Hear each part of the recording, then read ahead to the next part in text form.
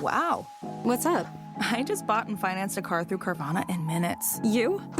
The person who agonized 4 weeks over whether to paint your walls eggshell or off-white bought and financed a car in minutes? They made it easy. Transparent terms, customizable down and monthly. Didn't even have to do any paperwork. Wow. Mm-hmm. Hey, have you checked out that spreadsheet I sent you for our dinner options? Finance your car with Carvana and experience total control. Financing subject to credit approval. Are you ready to relive the soundtrack of a generation? Dive deep into the ultimate countdown. Hey, it's JD here. Welcome to the Tragically Hip Top 40 Countdown. Every Monday, I'll be here with a super fan to break down a top 40 track, share their personal hip story, and discuss experiences they've had with the band. And to me, it's one of the greatest songs they've ever done. That kind of hit me because that's pretty much how life is. A beautifully crafted, multi-part story. Every week, a new song, a new story, and you get to see where your favorite track lands. So if you're a hip fan or hip curious, hit that subscribe button and join the conversation today.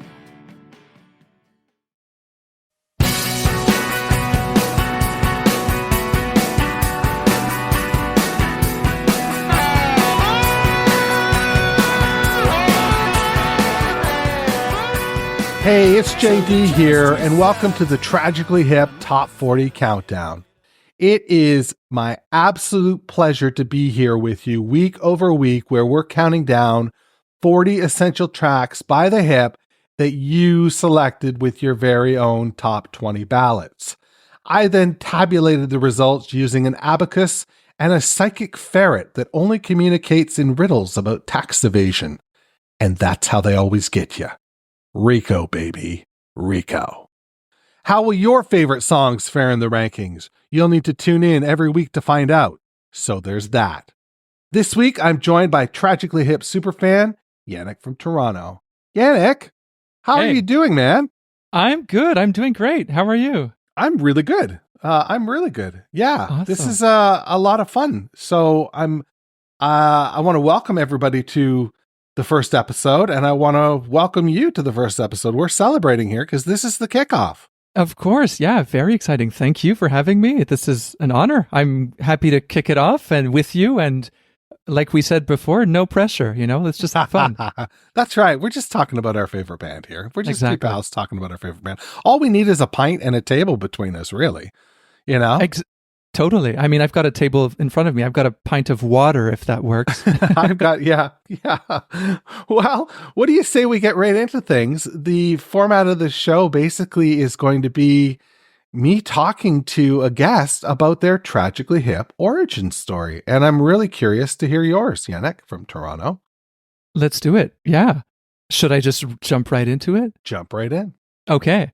Yeah. Well, my story, I guess my hip story is, I would say maybe an unconventional one, though I've realized by talking with people, by fans and with fans and whatnot, it's not a rare one.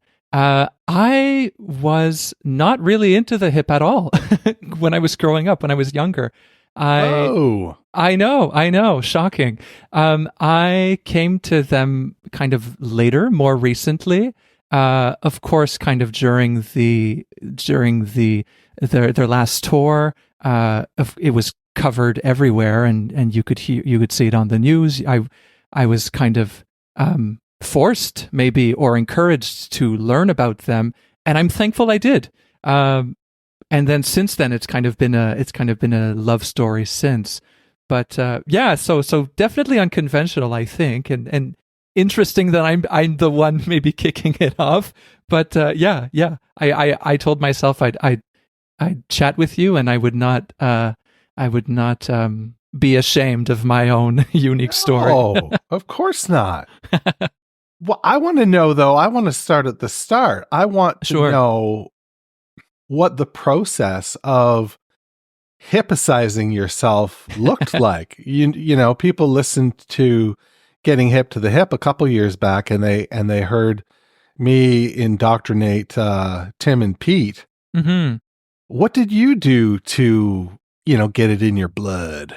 Yeah, no. I mean, it was like I mentioned, it was not, even though I'm Canadian, like you, and it seems like it's in our blood, just like Tim Hortons, but it wasn't in mine, I guess, growing up. And I remember even listening to, in my high school days, undergrad, when I would drive around, I would turn on the local classic rock station, and even sometimes, and I'll be honest with you, I would change station if Gord's voice would come on. What? And I know, and I told you I'd be honest, but there was just something about. I guess I mean, I've thought about it since. I was definitely kind of a snobbish little kid. I was starting to study classical music in my undergrad.